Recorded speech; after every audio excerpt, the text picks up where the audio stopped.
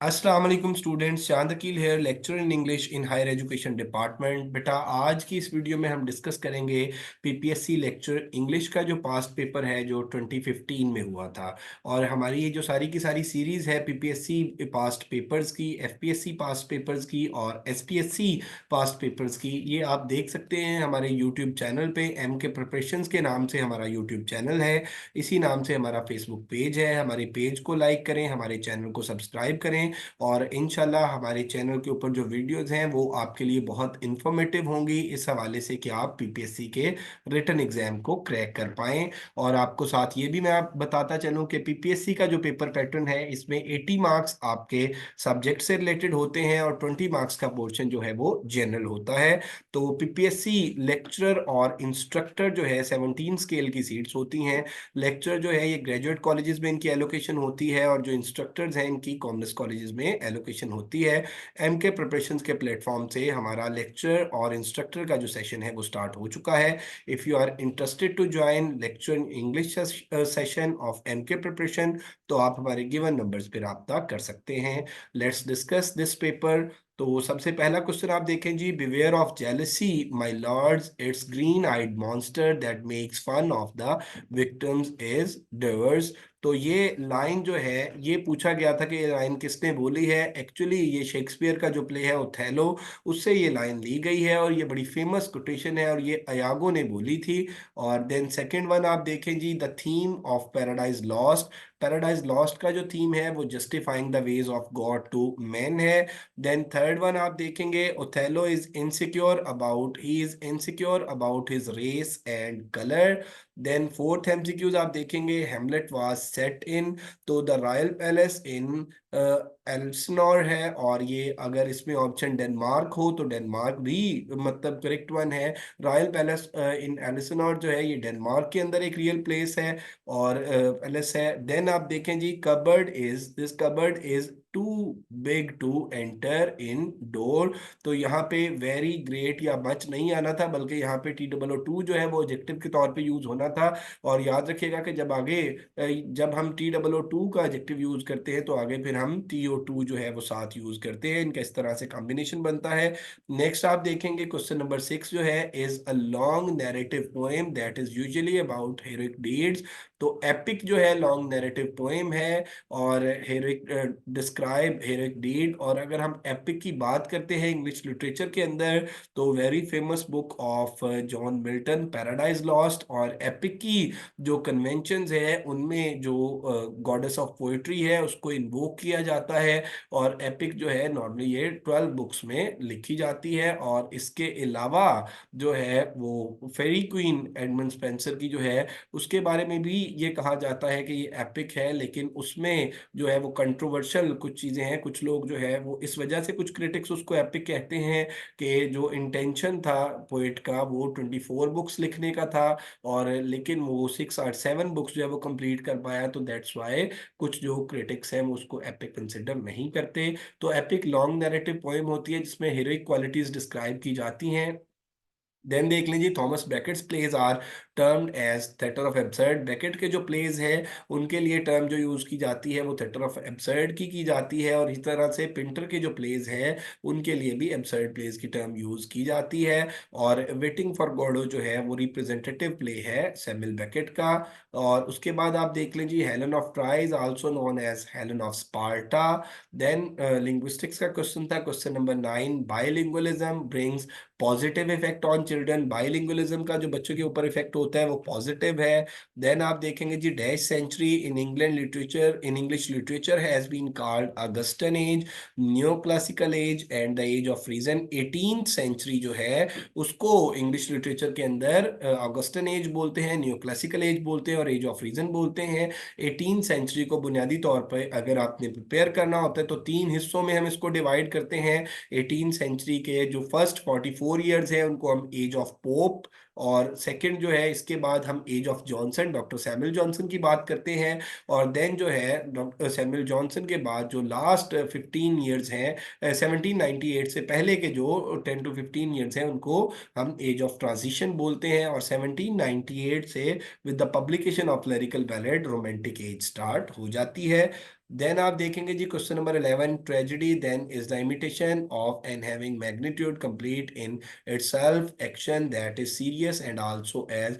ये अरिस्टोटल ने ट्रेजेडी को डिफाइन किया है, और अरिस्टोटल की जो बुक्स है पोइटिक्स, पोइटिक्स में ट्रेजेडी की ये डेफिनेशन है। और पोइटिक्स जो है वो पेपर पॉइंट ऑफ व्यू से बहुत इंपॉर्टेंट है। 2015 के ही असिस्टेंट प्रोफेसर के पेपर में ये क्वेश्चन पूछा गया था कि पोइटिक्स में चैप्टर कितने हैं, और वो 26 चैप्टर्स हैं। और उसमें ये क्वेश्चन भी पूछा गया था असिस्टेंट प्रोफेसर, जो 18 स्केल का पेपर हुआ था, जो डायरेक्ट सिलेक्शन हुई थी 2015 में।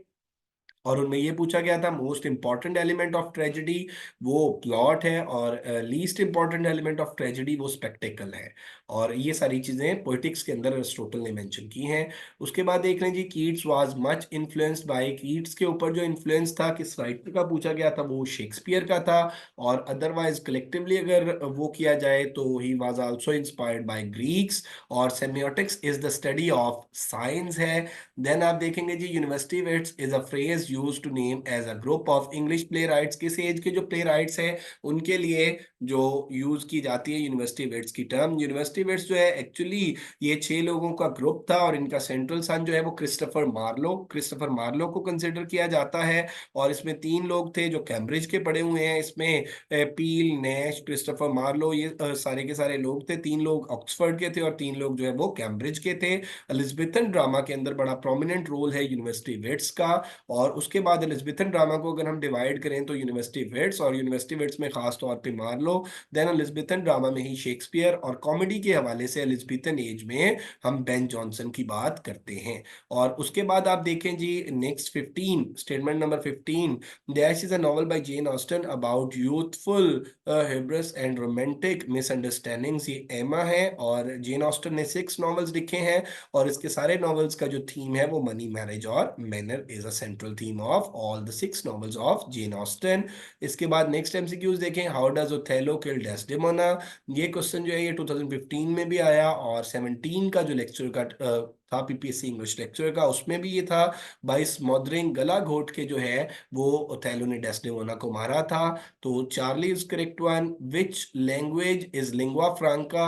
Lingua franca spoken all over the world, English है ये। और उसके बाद नेक्स्ट देखेंगे जी आप, statement number 18, is the use of components in the sentence that are grammatically the same are similar in the construction, sound, meaning और metre. तो ये पैरेललिज्म है, पैरेलल स्ट्रक्चर की टर्म भी हम इसके लिए यूज करते हैं।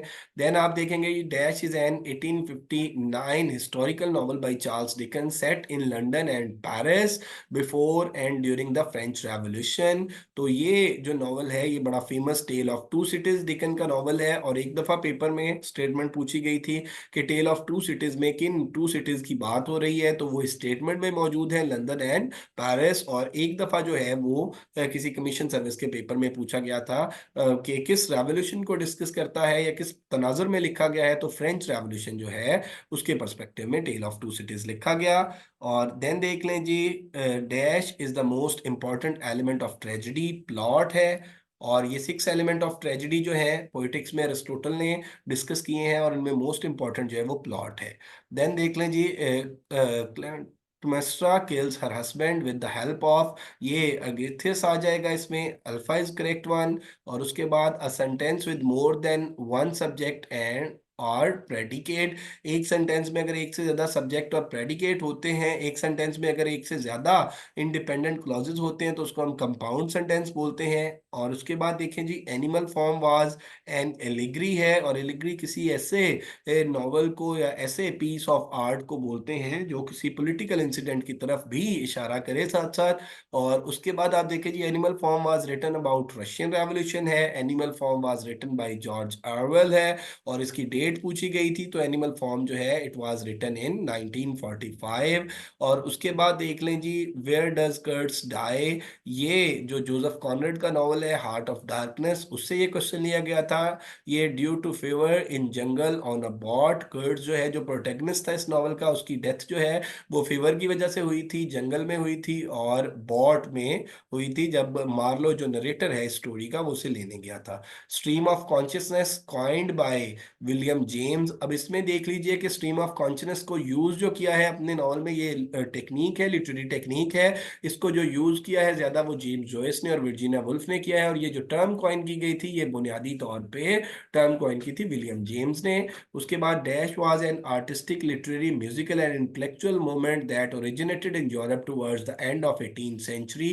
रोमांटिसिज्म है, और मैंने आपको बताया कि romanticism was started with the publication of lyrical Ballad. और लिरिकल बैलेड जो इसमें 22 पोएम्स थी और ये लिखी गई थी, कोलैबोरेटिव वर्क था वर्ड्सवर्थ का और कॉलरिज का। इन 22 पोएम्स में से जो 18 पोएम्स थी those were written by Wordsworth, और 4 पोएम्स जो थी वो लिखी थी एस टी कॉलरिज ने। और उसके बाद why Hetty Sorrel go to prison, ये एडम बीड जो नॉवल है एडम बीड से लिया गया है। जॉर्ज इलियट का नॉवल है Adam Bede kills her illegitimate child. Hetty Sorrel क्यों जेल में गई थी? उसने अपने इलेजिटिमेट बच्चे को मारा था, ये इसका करेक्ट आंसर है। उसके बाद आप देख लीजिए Lavinia follows her mother to New York to spy on her. और देन आप देखेंगे जी 32nd जो है, Puck is a famous for his pranks in a midsummer night dream है। इस ये Puck is a famous for his prank in which play, तो ये मिड समर नाइट ड्रीम है इसका करेक्ट आंसर। देन देखेंगे title of Gulliver's given bye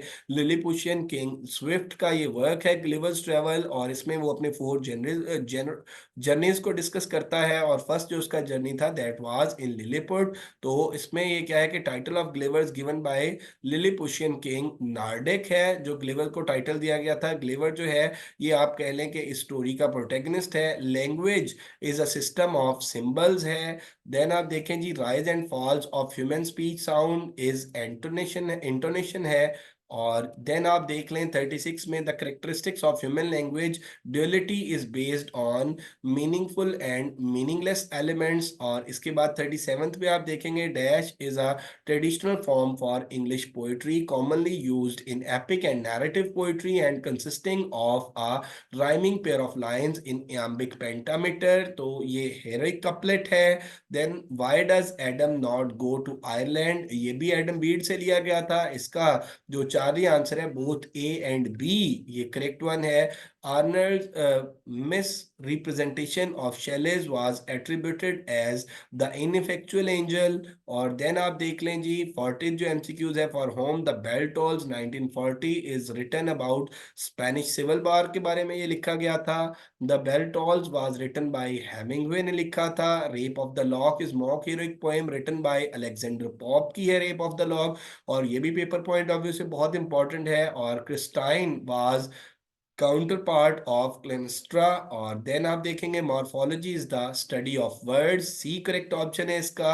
और is the least important element of tragedy, spectacle is the least important element of tragedy. मैं पहले आपको बता चुका हूं कि पोइटिक्स के अंदर 6 एलिमेंट्स ऑफ ट्रेजेडी का बात की है अरिस्टोटल ने।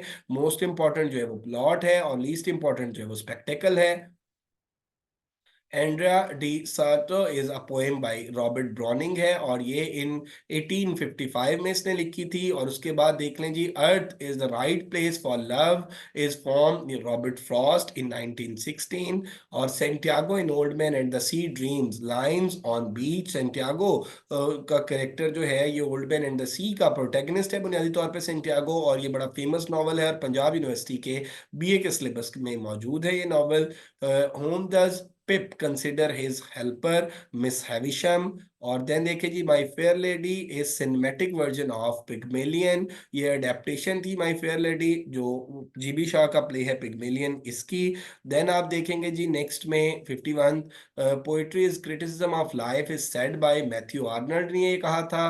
और देन आप देख लीजिए मैथ्यू आर्नल्ड जो है ये बहुत बड़ा क्रिटिक भी था और विक्टोरियन पोइट भी था। The metaphysical poets was written by T S Eliot ने लिखे 1921 में मेटाफिजिकल पोएट। और मेटाफिजिकल पोएट की जो टर्म है ये यूज की थी डॉक्टर जॉनसन ने। और वहाँ पे जो मेटाफिजिकल पोएट्री के स्कूल ऑफ थॉट के बारे में बात की थी, वो जो बुक है उनकी बड़ी फेमस बुक है लाइव्स ऑफ इंग्लिश पोएट्स उसमें। और साथ साथ मैं आपको बताता चलूं कि फर्स्ट इंग्लिश डिक्शनरी जो है 1755 में, that was also coined by doctor Samuel Johnson. और ये दो डिफरेंट राइटर्स हैं। बेन जॉनसन जो है वो एलिजाबेथन एज का है, और डॉक्टर सैमुअल जॉनसन जो है वो 18 सेंचुरी का है। अक्सर बच्चे जो है सैमुअल जॉनसन को और बेन जॉनसन को आपस में मिला देते हैं, तो ये बड़ा इंपॉर्टेंट पॉइंट है, इसको याद रखिएगा।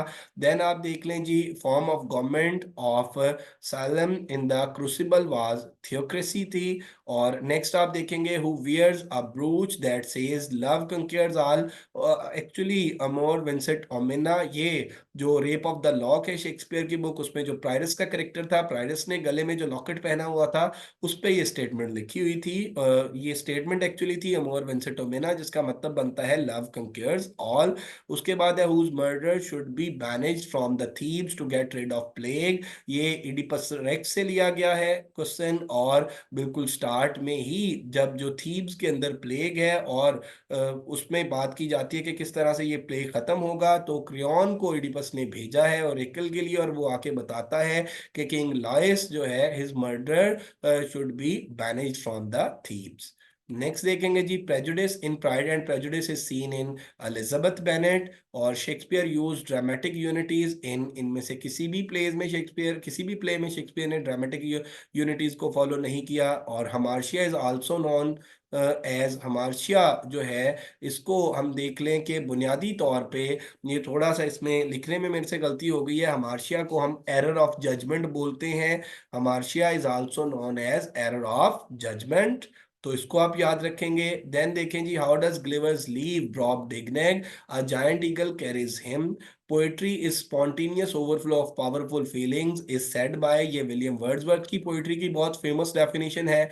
Next, according to Pope sleepless lover just at awake, ये अलेक्जेंडर पोप ने जो है रेप ऑफ द लॉक में लिखा है। और 12 नून टाइम जो लवर्स हैं वो उठते हैं सुबह 12 बजे। Then in linguistics is the set of rules principles and process that govern of sentence in a given language usually including word order syntax है। In simple words we can say study of sentence structure is called syntax. Then देख लें, dash is a branch of linguistics concern with the systematic organization of sound in spoken language. Systematic organization of sound in spoken language phonology इसका correct answer है। Literary term used for exaggeration, exaggeration के लिए जो literary term use की जाती है उसको हम हाइपरबली बोलते हैं। Productivity property of language is using finite symbols to create infinite words. Then आप देखेंगे जी, is dash is the branch of linguistics is the study and the interpretations of the text of all types regard to their linguistics and tonal style stylistics है। Cast dash before swine, तो ये बड़ा एक famous idiom है, cast pearls before swine, भैंस के आगे बीन बजाना। Largest producer of shale gas, ये नेचुरल गैस है। Then Mohammad Ali Jinnah from, Mohammad Ali Jinnah from Congress in, resign from Congress in 1913 में मोहम्मद अली जिन्ना ने जो है, कायद आज़म मोहम्मद अली जिन्ना ने कांग्रेस को ज्वाइन किया था और 20 में कांग्रेस छोड़ी थी। Governor State Bank of Pakistan at that time Raza Baqir was the governor State Bank of Pakistan.